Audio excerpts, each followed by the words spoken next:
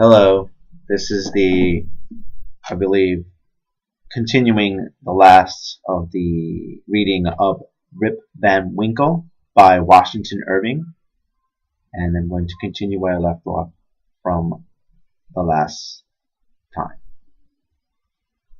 And your father's name? Ah, poor man, Rip Van Winkle was his name, but it's 20 years since he went away from home with his gun, and never has been heard of since. His dog came home without him, but whether he shot himself or was carried away by the Indians, nobody can tell. I was then but a little girl.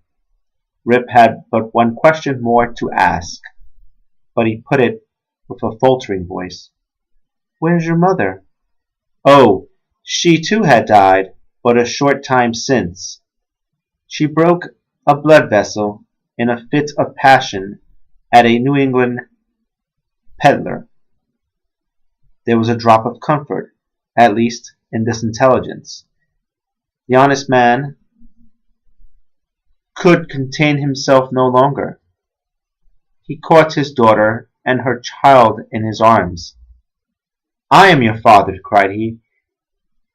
Young Rip Van Winkle once, old Rip Van Winkle now. Does nobody know poor Rip Van Winkle?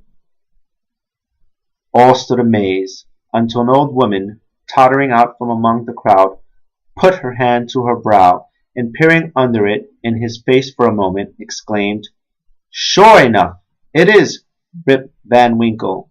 It is himself. Welcome home again, old neighbor. Why, where have you been these 20 long years? Rip's story was soon told, for the whole 20 years had been to him but as one night. The neighbors stared when they heard it. Some were seen to wink at each other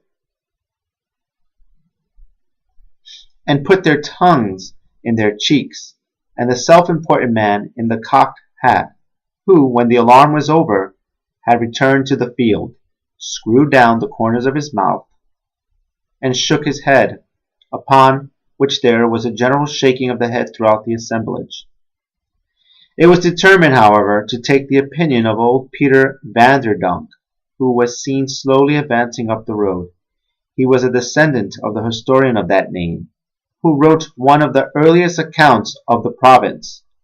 Peter was the most ancient inhabitant of the village, and well versed in all the wonderful events and traditions of the neighborhood. He recollected Rip at once, and corroborated his story in the most satisfactory manner.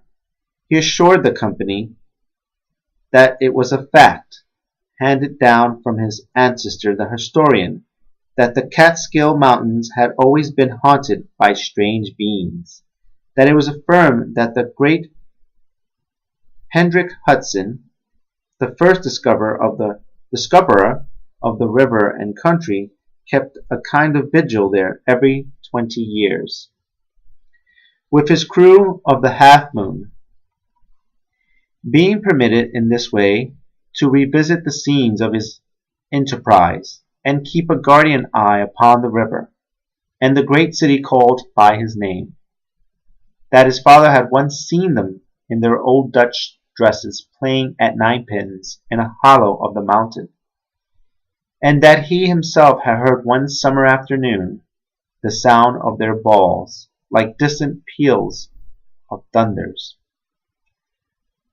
To make a long story short, the company broke up, and returned to the more important concerns of the election.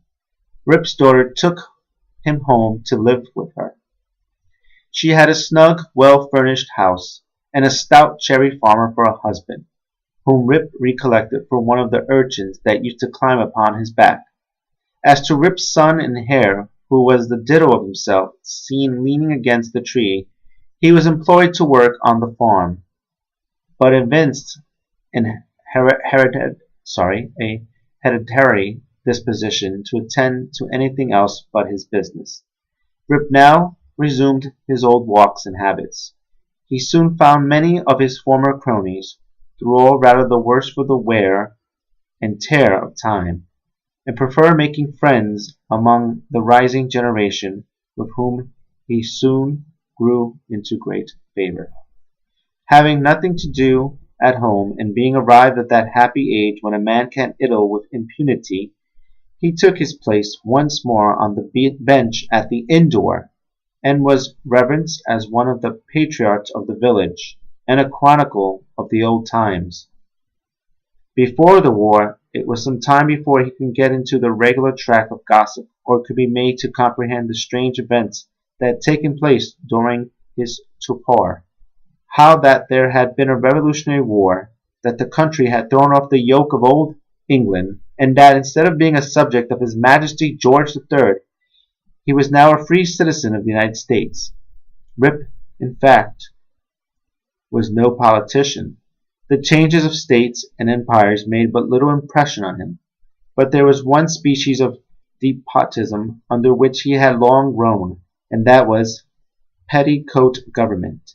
Happily, that was at an end.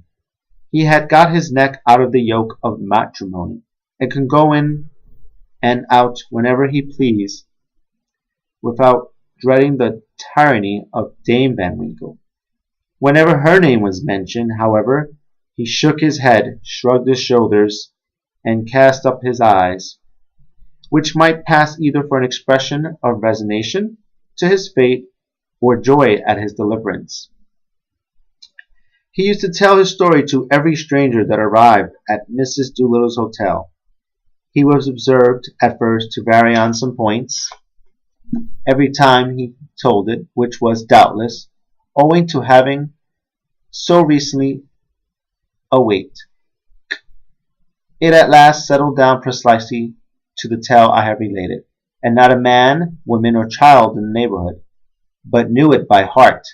Some always pretended to doubt the reality of it, and insisted that Rip had been out of his head, and that this was one point on which he always remained flighty. The old Dutch inhabitants, however, almost universally gave it full credit. Even to this day they never hear a thunderstorm of a summer afternoon about the Catskill. But they say Henrik Hudson and his crew are at their game of ninepins, and it is a common wish of all hen-pecked husbands in the neighborhood, when life hangs heavy on their hands, that they may have a quieting draught out of Rip Van Winkle's flagon. So that concludes reading Rip Van Winkle. This is probably the episode, I believe, 6 that you're looking at. Yes, episode 6. So I read it in 10-minute spurts, and this was Washington Irving's story in this book that I've been reading, the Oxford Book of American Short Stories, edited by Joyce Carol Oates, a famous writer from I know her from reading The New Yorker. And so,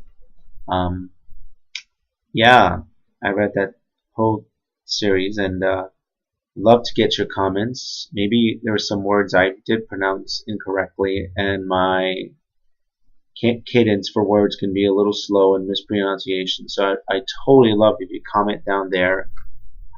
Positive criticism is great. I totally accept criticism. Maybe the way I'm delivering the wording, the way I'm reading doesn't have a flow. I totally would. I actually look forward to your criticism, your comments. Constructive comments would be great. Yeah, so thank you for listening and tuning in. And I'm going to start reading another story on the next one. It's going to be by William Austin, and it's called, I believe, Peter Rugg, The Missing Man. So I'll start a whole new reading series again from this book, the Oxford Book of American Short Stories.